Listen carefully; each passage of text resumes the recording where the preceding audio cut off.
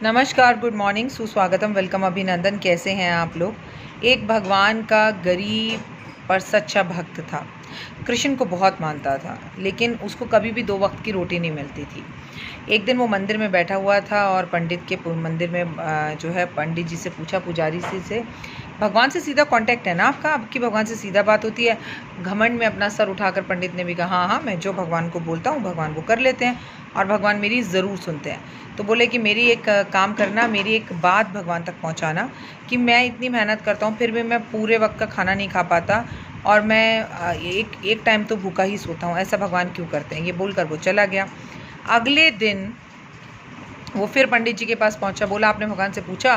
बोले, हाँ मैंने भगवान से पूछा। भगवान ने बोला, उसके नाम की 5 बोरियां मेरे पास रखी हैं और मैंने वो 5 बोरियां अगर उसको दे दी तो वो एक साथ ख़त्म कर देगा, इसलिए मैं उसको थोड़ा थोड़ा देता हूँ।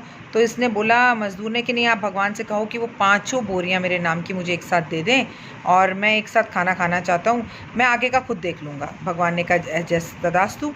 और अगले दिन कोई शख्स उसके घर पे 5 बोरी अनाज दे के चला गया।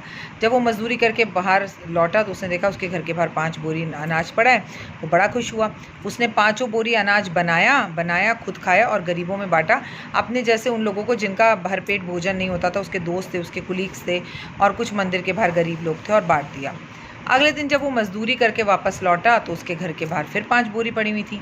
अब ये बड़ा परेशान हुआ, पंडित जी के पास पहुंचा और बोला, पंडित जी आपने तो कहा था कि मेरे हिस्से की 5 बोरी है जो भगवान ने मुझे दे दी, फिर आज मेरे यहाँ पर 5 बोरी। अब पंडित जी आँख ऐसे बंद कर करके सोची, ये कैसे हो सकता है। पंडित जी ने फिर भगवान से कहा जाकर कि प्रभु, जब उसकी किस्मत में 5 ही बोरी लिखी थी, मैंने तो ऐसी कहानी बोल दी थी, तो फिर आपने 5 बोरी और क्यों भेजी।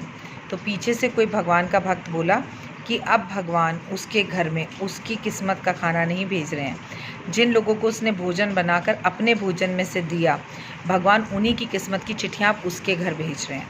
कहने का मतलब ये कि अगर आपको लगता है आप बड़े 30 मार खान हैं, आप बड़े भंडारे करते हैं, आप बड़ा बड़ा काम कर लेते हैं, तो फिर आप बेवकूफ़ हैं। क्योंकि मैं आपको बता दूँ, हम मात्र वो डाकिए हैं जिनके पास भगवान अलग अलग लोगों की पोस्ट भेजता है और हम उनकी खत, उनकी चिट्ठियाँ, उनकी मदद, उनका भोजन, उनके खत, उनकी सैलरी उन तक पहुंचा देते हैं। तो अपने आप को कभी कुछ समझने की कोशिश मत करना।